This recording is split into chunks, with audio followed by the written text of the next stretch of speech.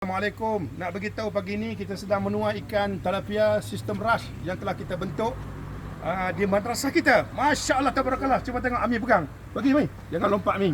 Besar dia. Tengok besar. So kita tuai gini. Tengok lagi. Sini. Ni dalam ni. So hari ni kita gulaikan. Mana? So hari ni sempena dengan ibu datang dia semenanjung ni. Dia merasmikan untuk gulai. Oh, okey. Yang ni ke sana. Okey. Op. Terbang dia. So cuba tengok letong dekat. Punya banyak. Masya Allah, tabarakallah. Besar. Oh, dia dapat lagi. Woi, yang ni lagi cantik merah. Masya Allah, tabarakallah. Allahu Akbar. So insyaAllah airnya bersih. Kalau kita tengok airnya bersih, jernih dengan sistem brush kita.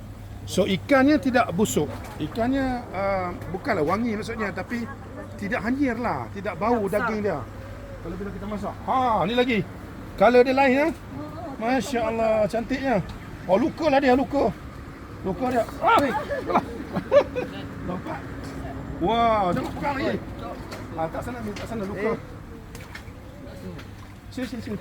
Sebab luka nanti dia sakit. Masya Allah. Okey kakak, begitu saja. Jadi siapa nak bantu kita untuk kita lebih besarkan sistem ini dan menjadi sumber makanan dan juga ekonomi madrasah, kita boleh buat jualan. Kalau di sini Keningau, kalau di kedai Datuk Yak, 1 kilo RM21. So kita boleh bagilah 1 kilo RM20. Dan kita packing, nak mari beli kat sini, kita pack RM10. Ayo membantu madrasah. Assalamualaikum.